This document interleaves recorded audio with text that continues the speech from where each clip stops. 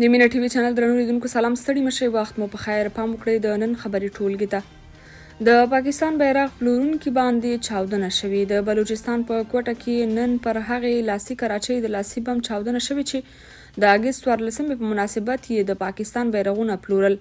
دې پیښه کې 3 تنه لارویان ټپیان شوي دي. تر اوسه چا د برید مسؤلیت پر غاړه نه دی اخیستی. یاد دې وي چې د وروستیو کې د پښتونخوا پښتنو هم داسې کمپاین په لار اچولی چې نور د ازادۍ جشن نه کوي ځکه چې پاکستان آزاد هیواد نه دی. مجاهد پاکستان ته ویلي ستاسو د امنیتي کمزورۍ مسؤل موږ نه یو. د طالبانو د حکومت ویان ذبیح الله مجاهد وایي افغانستان په سیمه کې د هر هیواد د امنیتي ناکامۍ مسؤل نه دی. نوموړي په دې اړه د طالبانو د حکومت په رسمي اعلامیه کې چې د مجاهد په ټویټر په اړه خپره شوې ویلي پاکستان باید خپل امنیتي وضعیت ته سمه پاملرنه وکړي. په اعلامیه کې راغلي د افغانستان حکومت یو ځل بیا خپل اصولي دریځ تکراروي چې اجازه نه ورکوي د افغانستان خاوره د بل کوم هیواد د امنیت پر خلاف وکاروي. خو دا په دې معنی هم نه ده چې افغانستان د سیمې د هر هیواد د امنیتي ناکامۍ مسؤل وي.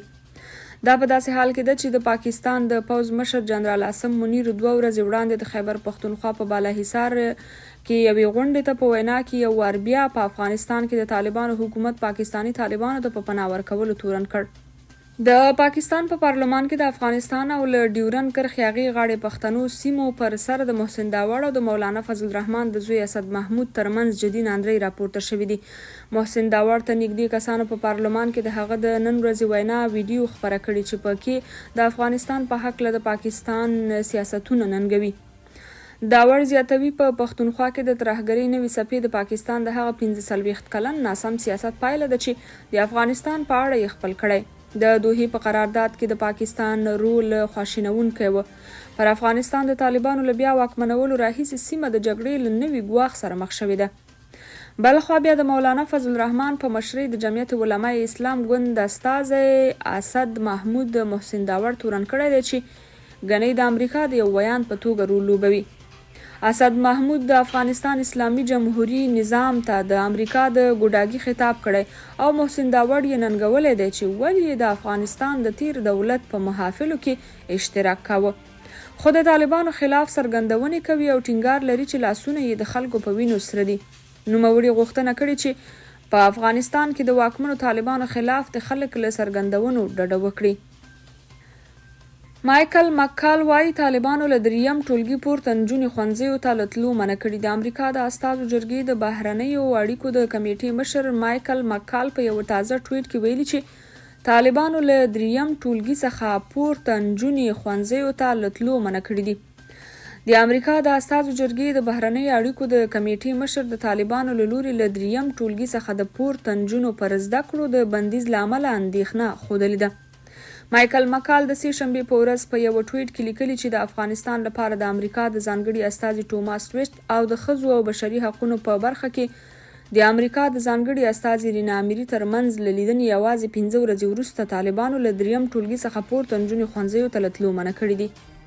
د مکال په وینا طالبانو په خپلو کړنو سره وښودله چې له دوی سره د اړیکو عادي کول او تعامل په کار نه دی.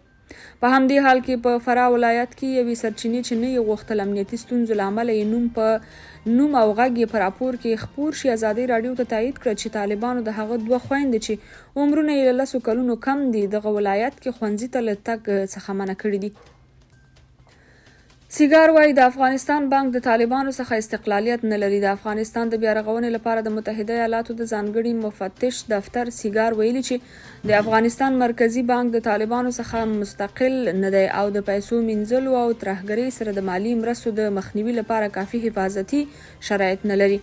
سیګار 3 شنبې د اګست په 8مه د زمري په 15مه د متحده ایالاتو کانګرس ته په خپل 3 میاشتني راپور کې د افغانستان بانک په اداري سیستم کې ګڼې نیمګړتیاوې په ګوته کړې او د دې بانک مقاماتو ته چې نومونه یې د ملګرو ملتونو او د امریکا د بندیزونو په لیست کې شامل دي اشاره کړې ده.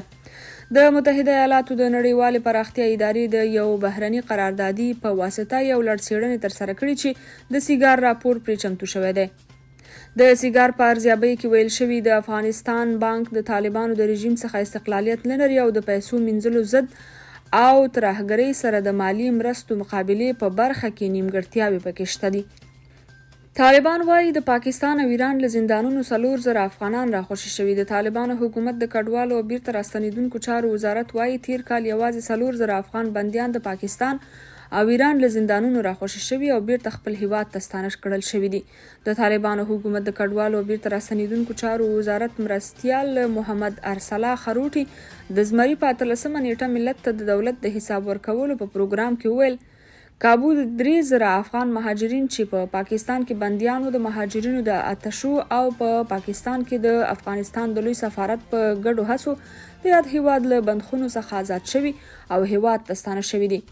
دغه شان د بندیانو له کمیسیون سره د همغږۍ په پایله کې څه باندې 1,000 افغان بندیان د ایران له بند څخه آزاد شوي دي. د نورو لپاره هم هڅې روانې دي.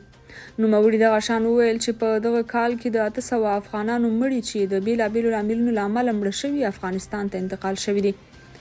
د طالبانو حکومت د کډوالو او بیرته راستنیدونکو چارو مرستیال زیاته کړه چې تیر کال 952,589 کسان افغان کډوال له پاکستان، ایران او یو شمیر نورو هیوادونو افغانستان ته ستانه شوي، خو په خبره یې لا هم 9 میلیونه افغانان په بیلابیلو هیوادونو کې کډوال دي.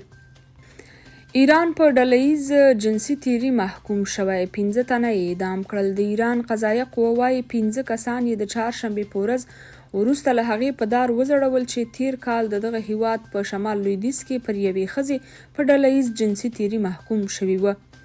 د ایران د عدلیې وزارت د میزان ویب پاڼې وویل هغه 15 سړي چې د 2022 کال په می کې په مرند ښار کې یوه ښځه تښتولې وه او جنسي تیری یې پرې کړی و، نن چهارشنبه اعدام شول.